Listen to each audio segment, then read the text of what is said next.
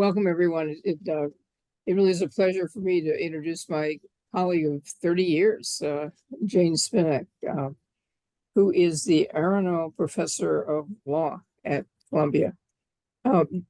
Jane joined the law school faculty in 1982 as a clinical professor, when clinical legal education was a revolutionary thing to be doing. It involved having students representing real clients under the close supervision of faculty members. And I think Jane has been a revolutionary ever since. Starting in those early days when they took over the old post office on Amsterdam and 115th and got some bar furniture and beanbag chairs and held forth representing families and children. Back in the days when some of these early experiments that she writes about had specs. She was the first clinical professor at the law school to be given a named chair in recognition of the quality of her work. And in the mid-1990s, she was recruited by the Legal Aid Society of New York to head the Juvenile Rights Division, which involved supervising a staff of lawyers, investigators, social workers, and the like of some 200. And what was only, in those days, it was only 40,000 clients. I think it's now like 70,000 clients a year. Jane has received a number of awards, some of the most prestigious awards in the kind of family advocacy world, including the K. McDonald Award from the City Bar and the Human Rights Hero Award for her work on behalf of children from the American Bar Association's section on individual rights.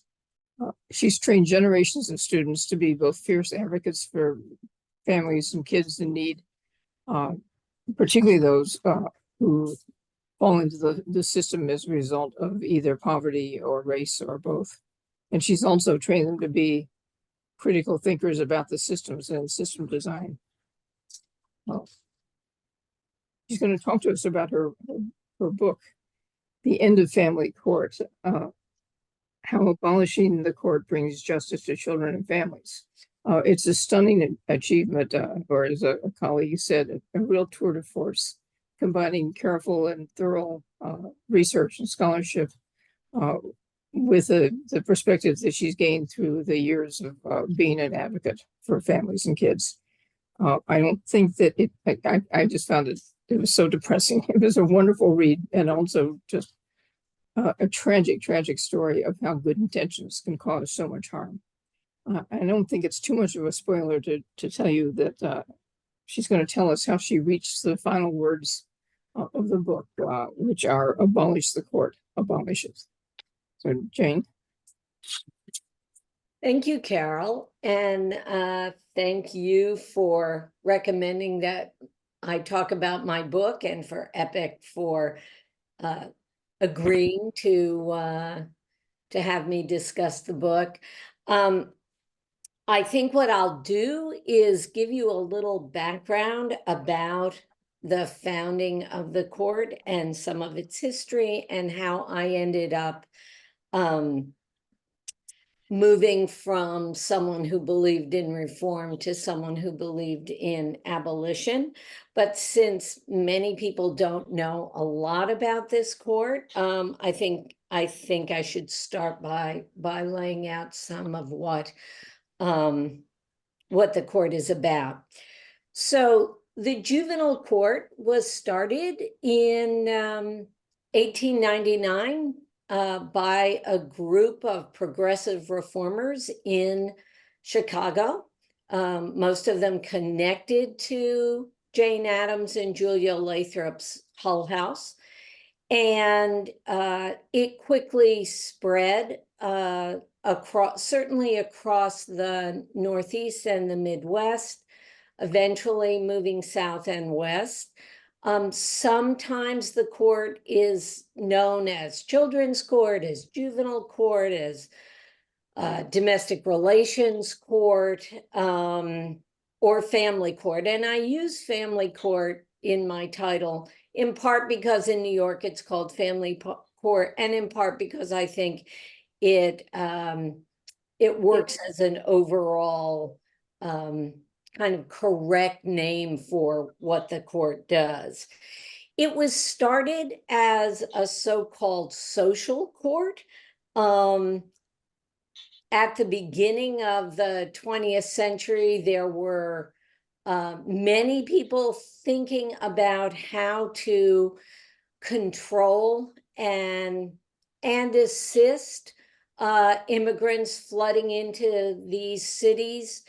And one of the ideas was for a socialized court, not just for families, but also for other issues that individuals, particularly impoverished individuals, might have.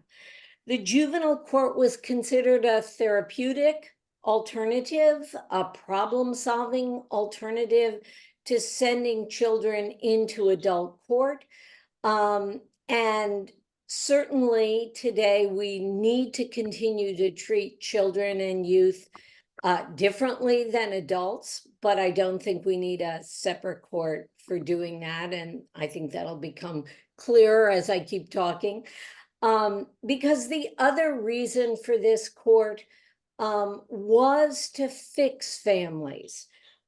This problem-solving idea for a court, this therapeutic idea for a court, was not only to treat children differently, but to turn their families into proper Americans. The earlier white settlers were pretty shocked by the Eastern and Southern European families that were immigrating to the United States. They were different in language and custom and mores, and so they were very much racialized by the early progressive reformers. I don't want to suggest that they didn't do things that were good, like libraries and settlement houses and encouraging public schooling and parks and recreation. But the place where these families were going to be managed was the juvenile court. And so the court began as a place for impoverished children and families who then were racialized as immigrants from another part of Europe. And many of those same issues plague the court today.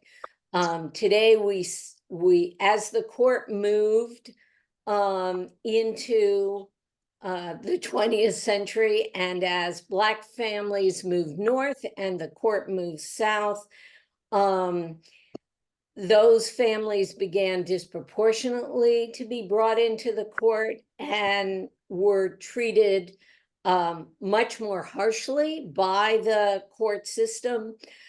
So today we talk about disproportionality and disparate impact, but it's been true throughout the whole history of the court. So let me say that I began writing this book out of experiences I had had not only in my practice and my teaching in and around the family court, but also I had been quite involved in reform efforts, a little bit nationally, but mostly in New York.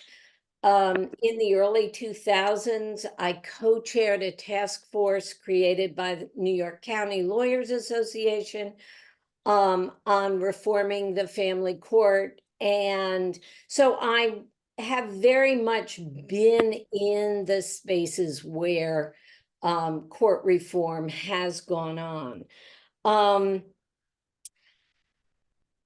So when I started writing and researching, I really had in mind that if we could limit the authority and the discretion of the court, layer on more due process rights, and get the judges to really uphold the constitutional rights of family members, of family autonomy and family integrity, that the court could be made into a better version of itself. And then I went down the rabbit hole of its institutional history. And so 3 things happened going down that rabbit hole, which I'll talk about in a moment, but also particularly in the last, I worked on this book on and off for about a decade. And during the last few years, as abolition became more of a mainstream idea, certainly about the carceral system, and people began to talk about abolition. Parents in particular began to organize around changing the child protective services system, the juvenile legal system. It became a conversation that allowed us to actually imagine, well, what would abolition look like for various structures and institutions that both in our carceral system, but also increasingly in this system, in the systems that feed into the family court, the juvenile legal system and the child protective system, which I call now the family regulation system. And many of my colleagues doing scholarship call the family policing system, as do most of the parent advocates who have been active in thinking differently about this system. So the moment was right for me to begin thinking differently. And what I would say shocked me the most as I looked much more deeply into the history of the court is that almost since the beginning of the court, its creation, there have been both supporters and critics of the court saying the role of the court is not to solve problems. We should not think about a court as being therapeutic, as being able to actually fix families or fix children who have gotten into trouble. And what we should be doing is thinking much more about how we should be using resources in the community to support families instead of trying to change them through a court system. And I was not aware. I mean, I knew obviously some of the history of the court, but the deeper I got into it, the more I realized that even during the early decades of the 20th century, there were reformers and supporters of the court saying, we're worried about this court being racist. We're worried that the only families that find themselves here are impoverished. And the reports that came out decade after decade, some by the court system itself, others from academics, and people who were outside of the court system, but spending a lot of time thinking about how the court worked, kept saying the same things. The families need childcare, they need health care, they need better education, they need not to be living in segregated neighborhoods, they need not to be surveilled so much by the police. We need to take resources that are going into court systems and the systems that feed the court and put them into the community. these are the same things we're saying today. And so that really helped to lead me to think, well, if we haven't been able to do it so far, well, first asking the question, why is that? But secondly, saying, why are we saying the same things over and over? To answer the question a bit about why haven't we done it, part of the way that I frame the book is around the tenacity of the judges to hold on to the court in the way it was created.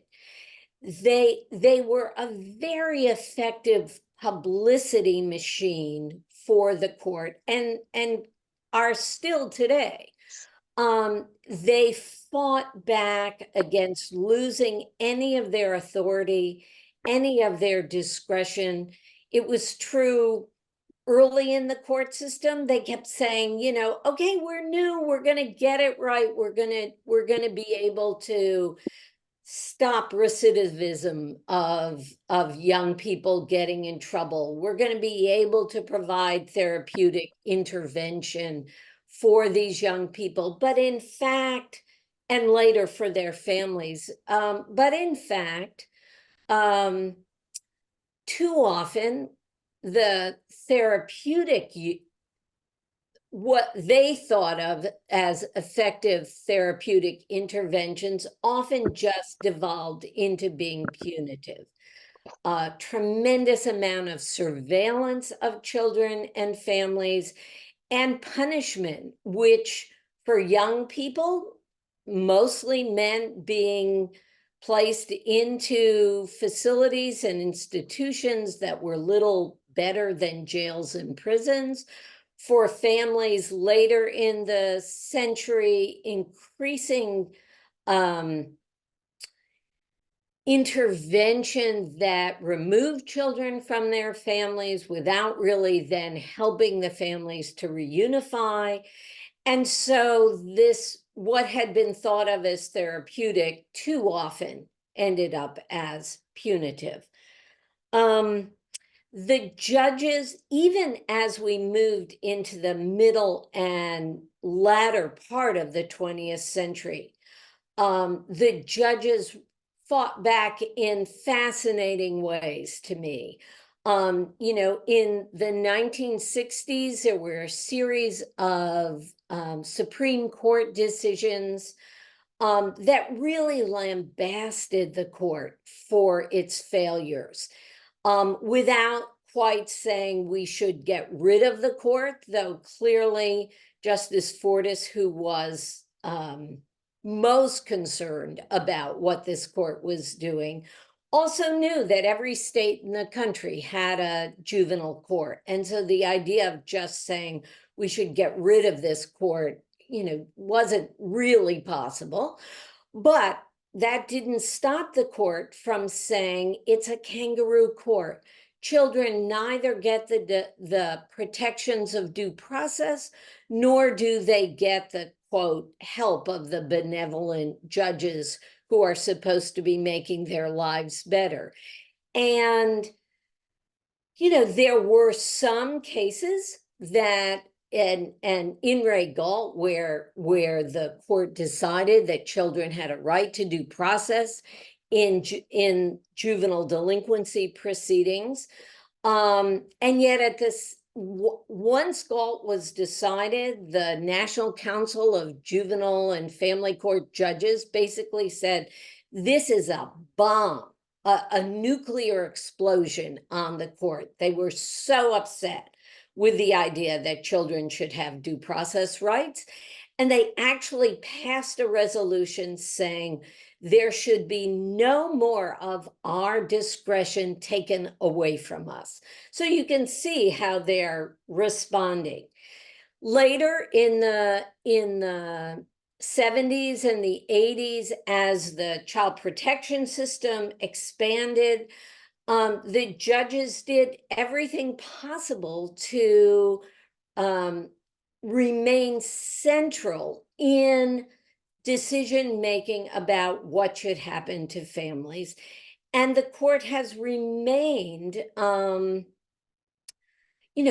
really tried very hard to hold on to this idea that they are problem solvers, that they can fix these families, even though, particularly in the last 3 decades, millions of families have come into this court through, in particular, through child abuse and neglect hotlines that send families at least on a journey toward this court.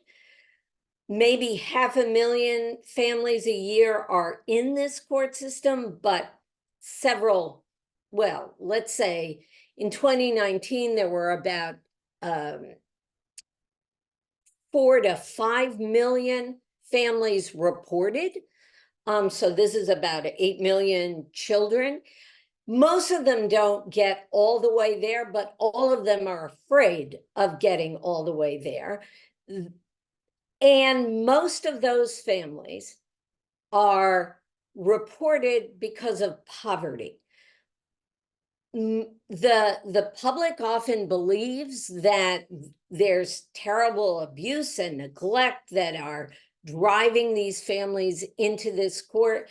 But in fact, probably about 20% of those cases are serious cases of physical or sexual abuse or terrible neglect, like starvation. And the other 80% are mostly about poverty. They're about the inequalities in our system. They are not about parents who are, in fact, neglecting their children. And so we have this massive system that sends these families either toward court, where the court then also has an overwhelming number of cases, most of which, again, are not about serious abuse and neglect, but also that trip that these families take includes an amazing amount of intervention in their lives, supervision of their lives, with very little services of the things that they actually need.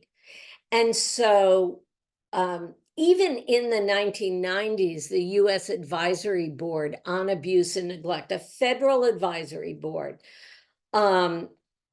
said, this system is a disaster. What we need to be doing is figuring out how to support families, not report them. And that really has been a tagline for parents who are activists today. Figure out how to support us, not report us. And so, this is a very quick run through the court, but what it led me to ask and to incorporate from what other scholars and activists are saying is that as long as we have a court that thinks it can do good, and the judges absolutely still believe that, I don't think we're ever going to have a court of law which makes the decisions in hard cases. That's what I think we need. And I think we need to instead shift most of the resources that go into this court system, and also many of the resources that go into the agencies and systems that feed into the court, and shift them into community-based and community-led supports. So some of those are the things that people talk about that are universal, like basic income for people or expanded child tax credits. But some of them are very specific. Most of these families have been impacted by these systems multi-generationally. Most of these families remain impoverished. Many of them remain are subject to very racist policies. And so in order to really assist them, we have to figure out how do we move the supports into communities.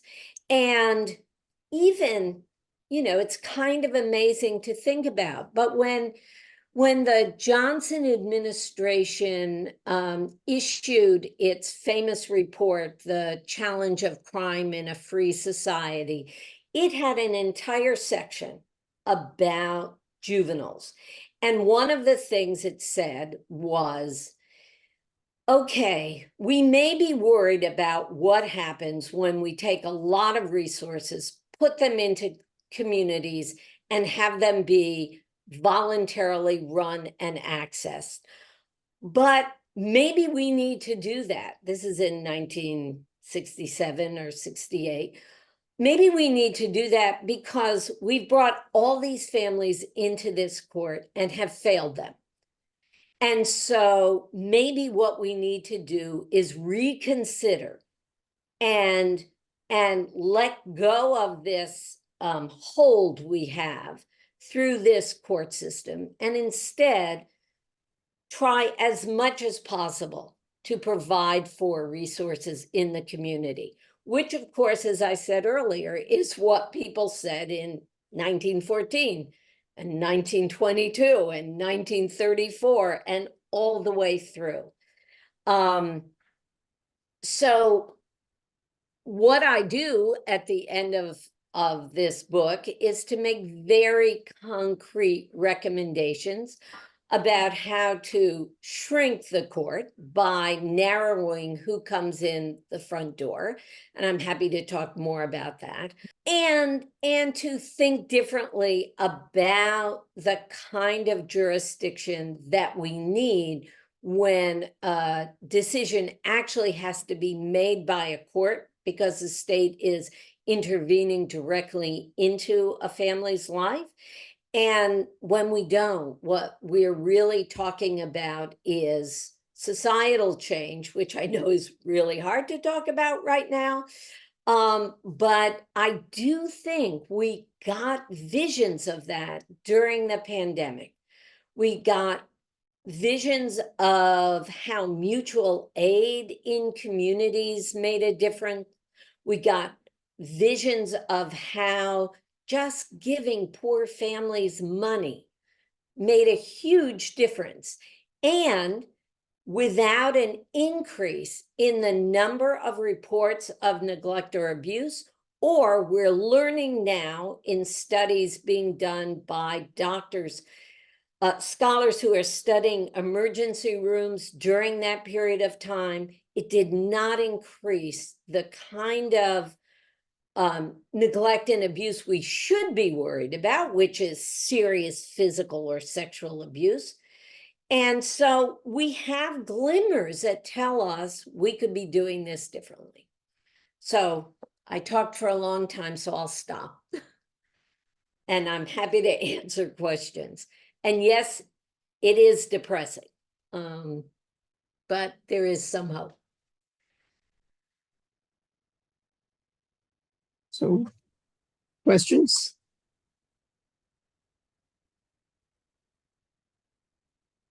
And Frank.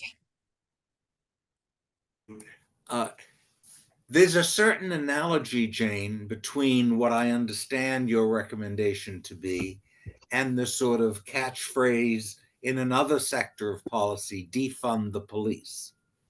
And I wonder if that is a useful comparison or actually a perverse comparison from your point of view.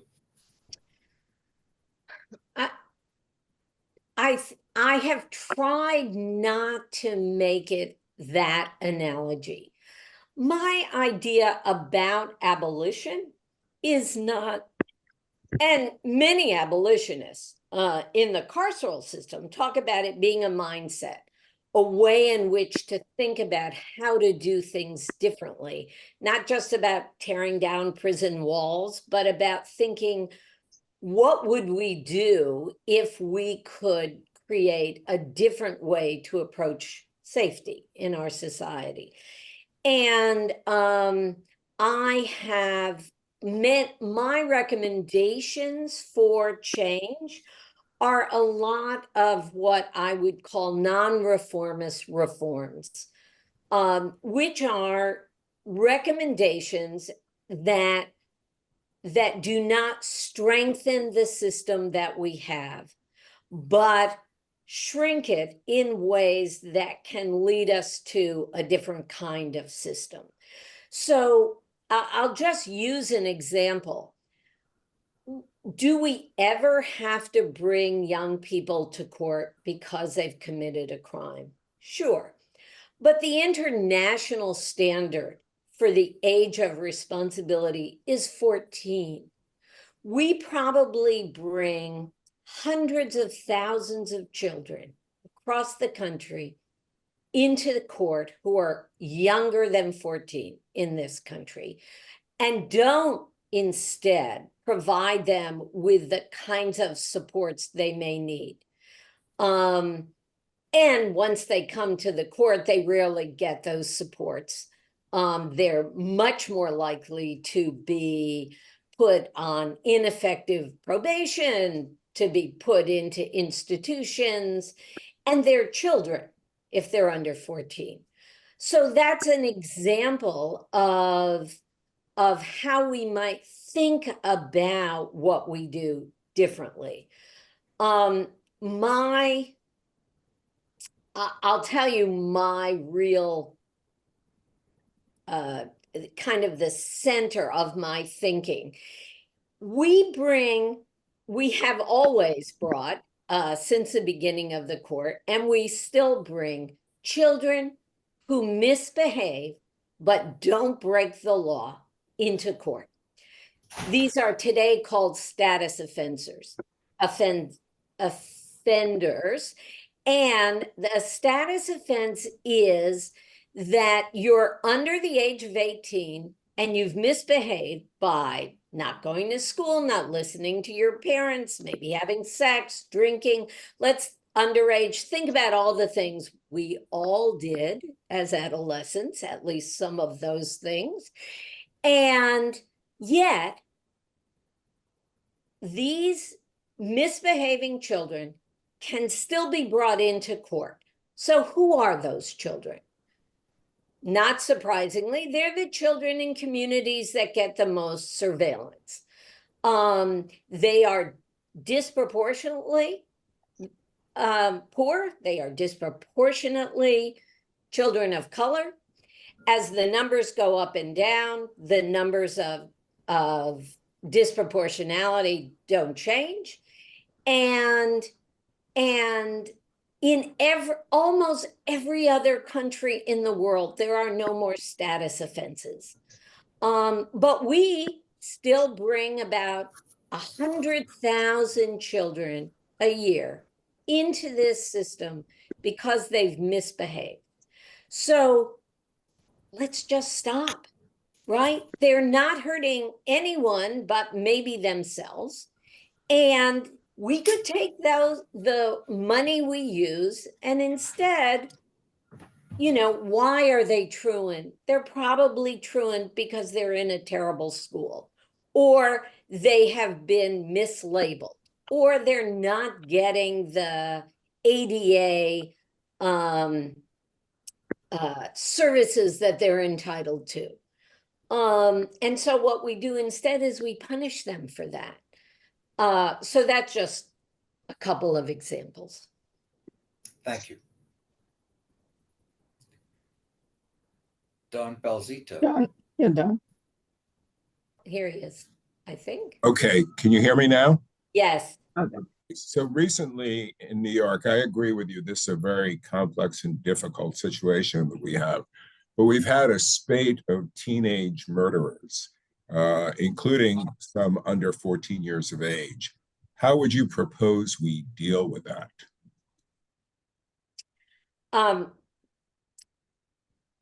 So let me answer that in a couple of ways.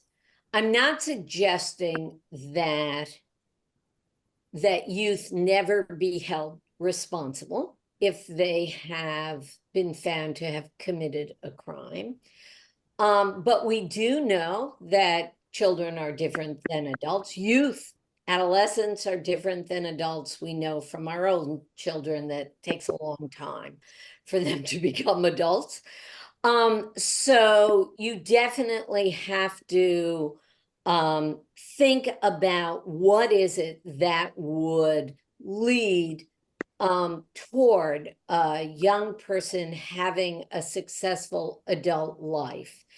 And that probably, as we know, is not likely to be by introducing them into a particularly punitive system at a young age. There's a lot of evidence that it's like boot camp for the criminal justice system. And so do I think that you know, I actually think even if someone under the age of 14 has committed a murder, that we need to figure out how to address what this young person needs so that they can move on with their lives. And even if we are going to incapacitate them in some way, these most serious offenses, we have to do it now with what even the Supreme Court has said, taking into account that they are adolescents and that they need the supports and the developmental opportunities that could allow them to re-enter society. But just like with the terrible examples of a parent killing a child or a young person committing murder, that's not what most of this system is about. Arrests for young people have dropped dramatically in the last 10 years, and so has actually detaining them. So the crime rate of young people has not gone up, it has gone way down. In the same way, as I said before, most of the reports about parents allegedly neglecting or abusing their children are not about serious physical or sexual or neglect, abuse. But that's what seems to drive the system, the worst possible example. I think it's fair to say there will always be some child who commits murder. And I think it's fair to say that there will always be some children who will die at the hands of their parents, let alone their foster parents. But that's not how we build a system that supports families. What we need to be able to do is diminish the conditions that are likely to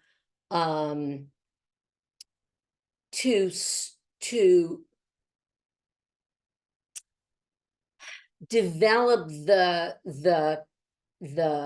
kinds of stress that might lead to those kinds of situations. But I think building systems around the worst case scenario, it is not an effective way in which to think about how to change either of those systems. Thank you. Jean.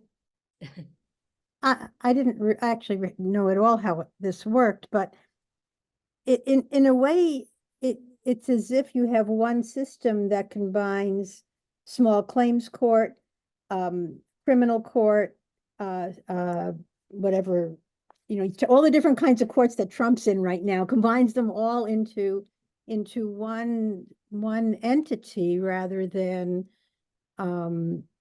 rather than having different systems. I don't see how you could just simply remove it completely Mhm. from the legal system, especially following up what Don just said, and that there are young criminals, some very small percentage of them, and you want to deal with it in some way. Mhm. But in every state of the union, are all of these things all just thrown into one family court system? No, most issues are spread among lots of lower level courts, which are not wonderful. Let me say, and as my colleague Brett Dignam, who is on this call, knows very well, our justice system is very broken overall. The reason that I am why I believe that for the smaller number of cases that are going to be left if we narrow the door to who comes into this court, I think that what has happened is that this court still believes it's doing good. Civil court judges and criminal court judges, they don't actually think they're doing good. Maybe sometimes they think they're doing justice. Family court, they're almost never doing justice. They're almost never doing law. And at least in courts that have strict, if they're applied, but strict evidentiary requirements, strict due process requirements, and less discretion, I think for those serious cases that belong in a court, they can be carved out into an integrated system. What I don't think is possible is without getting rid of this court. And again, it's not about any particular judge, right? There's some great judges, but we don't build systems around judges. Some of you may have known Al Kahn when he taught at the School of Social Work, and he wrote a report in the early 1950s about children's court in New York. And he's been on my shoulder during this whole trip.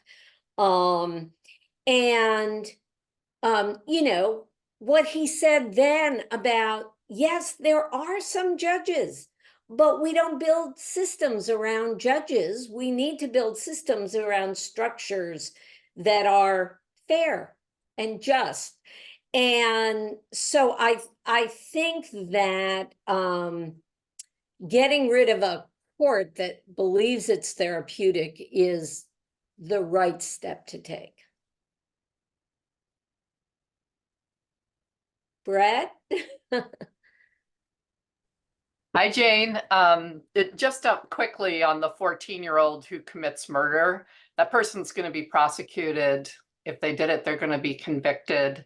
The Supreme Court looked at cases involving juveniles in large part because very effective advocates took people who had been in jail for decades, who had done heinous things very early on, and had, unfortunately, due to prison and the criminal justice system, been able to catch their breath for the first time, started going to school, started developing skills, and looked very, very differently than they had looked at 14, 16. So that piece of the criminal justice system, I think we can safely say we have under control. But I do think it's unfortunate that all of these really sensitive issues, including horrible abuse and neglect at the hands of parents, adoptive or not, do drive so much of this conversation. It's always infuriating to me when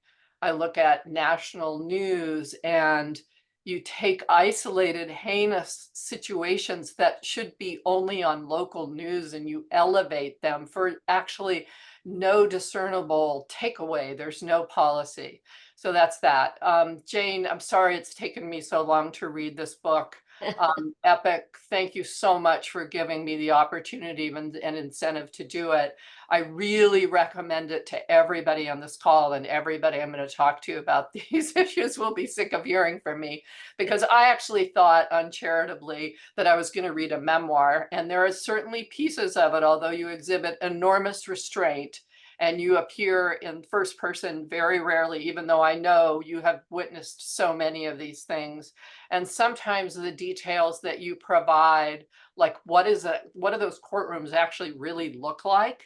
The number, that paragraph, the number of people who are there allegedly for the child and have no training and no expertise and evidently no role in the courtroom. They don't do anything when they're in the courtroom. And you think about the money that most of them are being paid and what you could do with that to provide some of the services early on. So I think both the excavation of the history that was created before you were born is really terrific. And I can only imagine how many hours it took you, but going through those reports and pulling out and being able to trace the cycles that we've gone through, I think is just really a gift to all of us who haven't spent the decade that you've spent doing it, but who can learn so much from this. I guess my question is, you've now been on the road and you've been talking about this book, and I'm curious, you really bravely take on the judges. I mean, the judges, you'd have to be deaf, dumb, and blind not to carry away from a read of this book that a big problem of these judges who thought they could save, and I think many of them believed that they could save these children. And I'm wondering about how that paradigm shift even begins. So the judges who've been sitting there forever, that's a problem. But the new people who come on the bench, if you had the opportunity, sort of what would you tell them, if just for a minute, if you could write on a blank slate, what is their role, and do they have any role that is maybe not therapeutic, but you come back to repeatedly a square on one of the forms that reasonable efforts were made to provide services. I gleaned from that, and it also triggers some funding, and so that's helpful, but it just gets checked and nobody's actually done the work.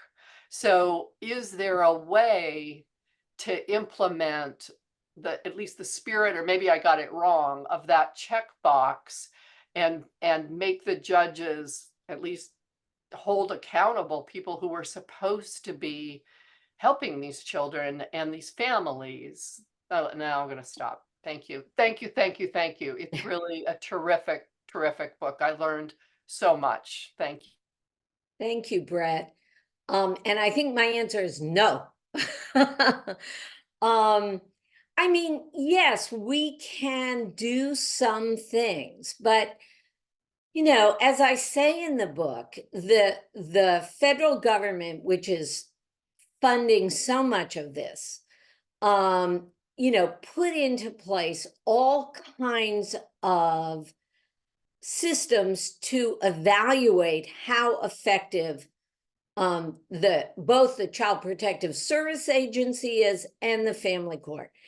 And in every one of those reviews, we're now up to the 4th review for about 20 years, the family court fails at the things that it is most responsible for, like making sure that reasonable efforts were made so a child doesn't have to come into foster care, or that reasonable efforts were made so the child can go home, or around what's called permanency, which is, have you tried really hard to keep a child either at home with a relative, with someone who matters to that child, so the child doesn't have to go into the foster care system? Or if they have to go into the foster care system, has the judge made sure the agency has done everything possible to find someone who is related or who matters to the child to take care of that child? And the answer is no. The court fails miserably. in making sure that the state does a job it's supposed to do. So, which is why I believe that so much of these resources belong outside of the court system, because the court system has never managed to hold the other systems that it's supposed to hold accountable. And yes, there will always be some number. And perhaps if we bring fewer families or children into this system, the court could do more of what courts are supposed to do, which is to make legal decisions. But I don't think the court is ever going to be able to provide what it doesn't have access or the inclination to provide for what these children or families need. Fran?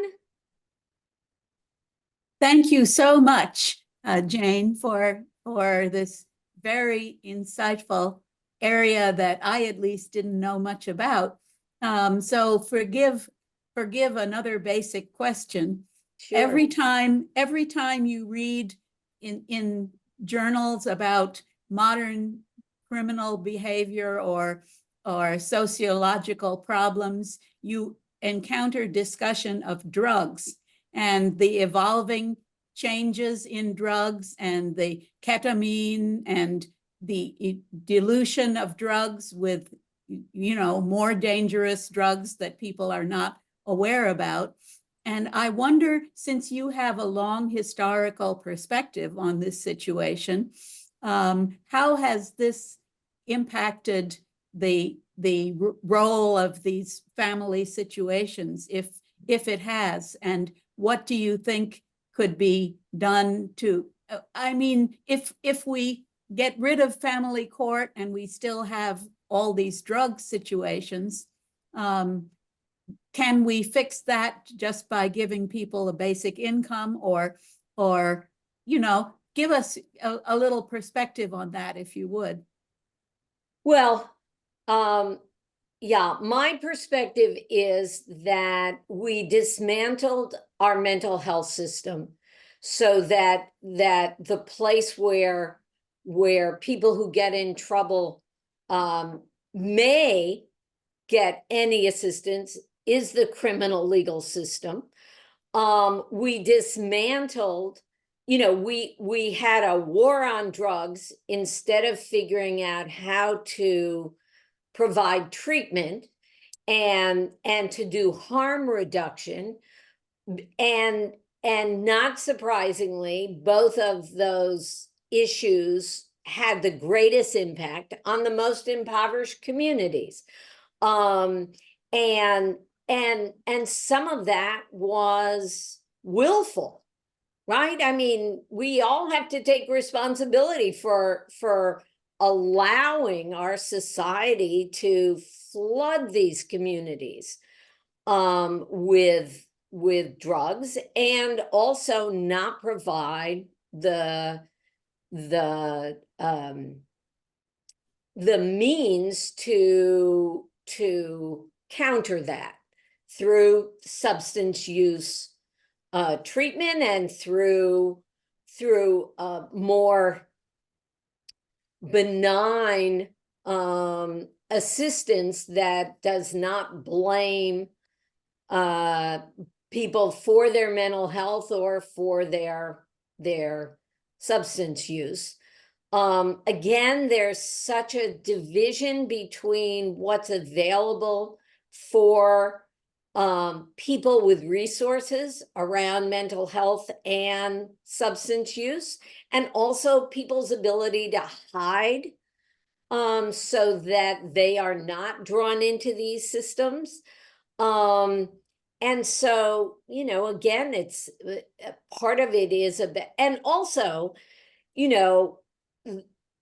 we do have to reckon with the fact that we blamed Black communities for the so-called crack epidemic. And we have been much less punitive around the opioid epidemic, in large part because it has spanned class, and it has also been predominantly a white phenomenon.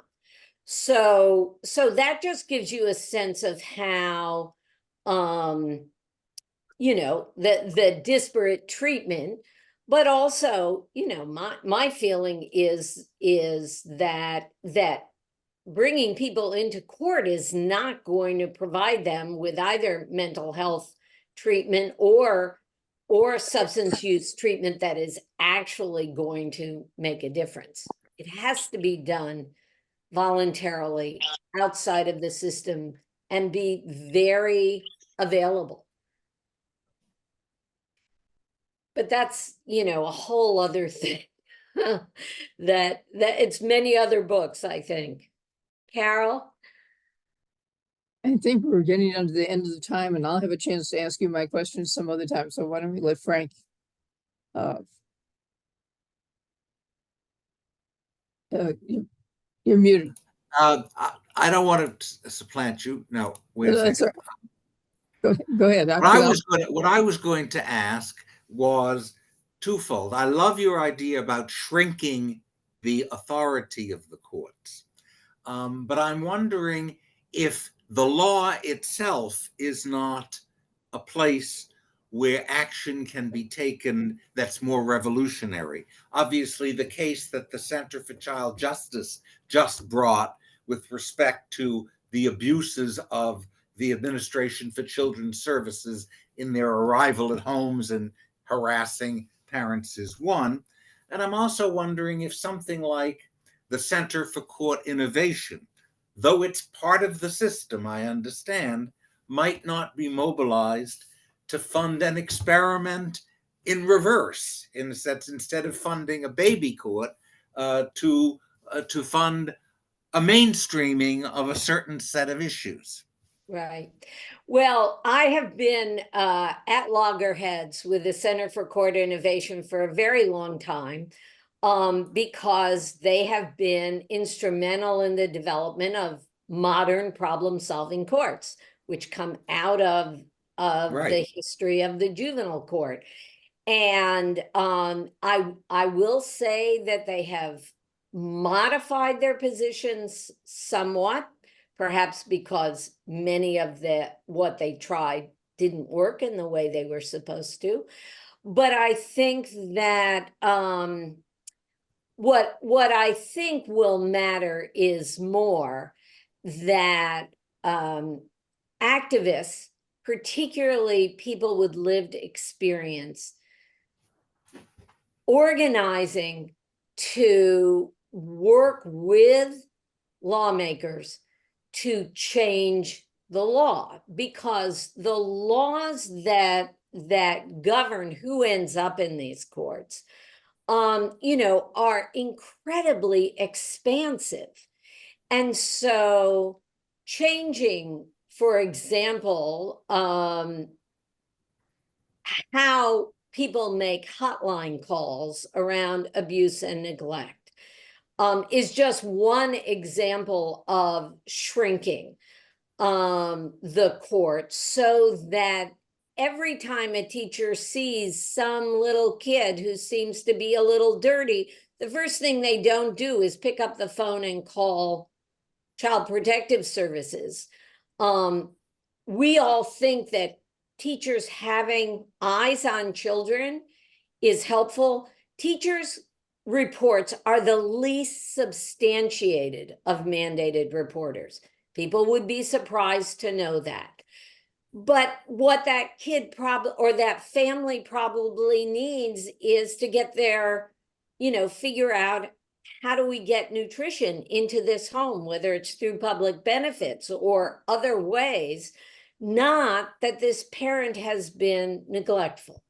So I think that there are all kinds of ways in which both federal and state laws can be amended that would take authority, would just not send so many families through this system.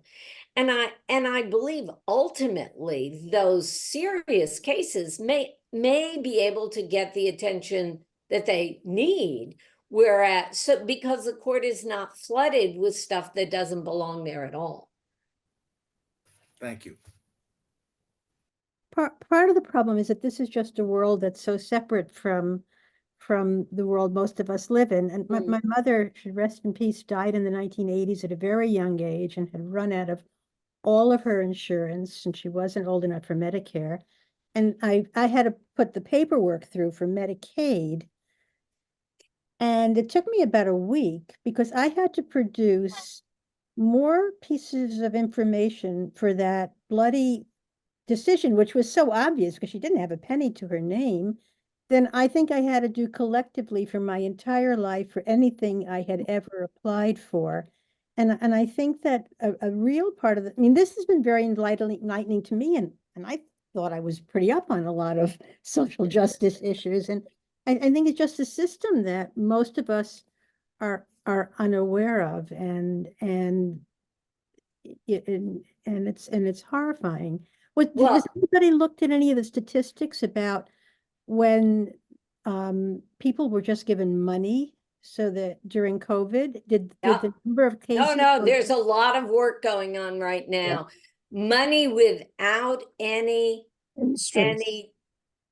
No strings, right? No strings money.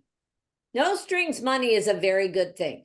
We all got lots of no strings money from the government.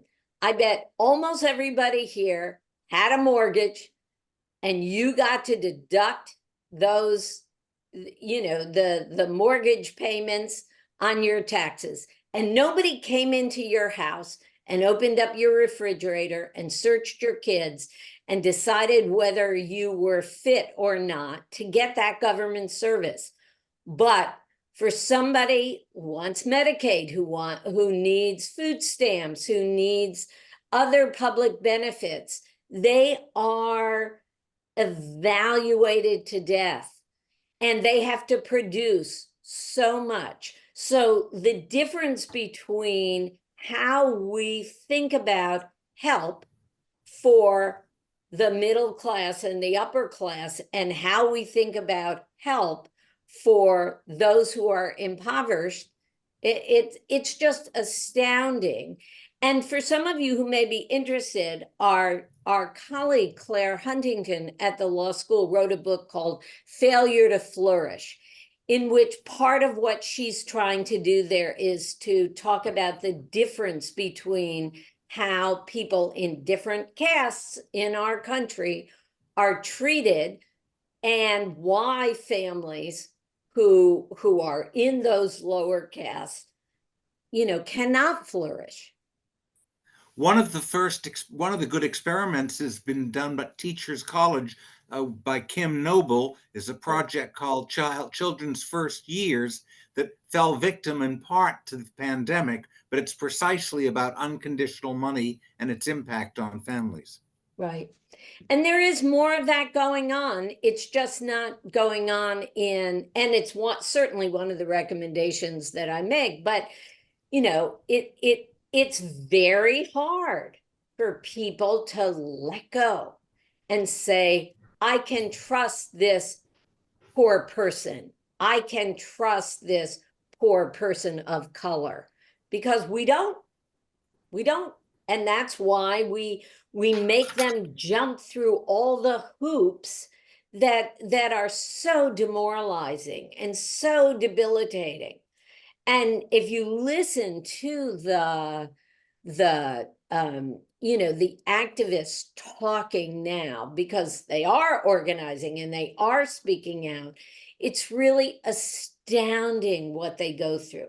And of course, Brett and I know from our own clients, and Carol knows, how awful it is and how demeaning it is.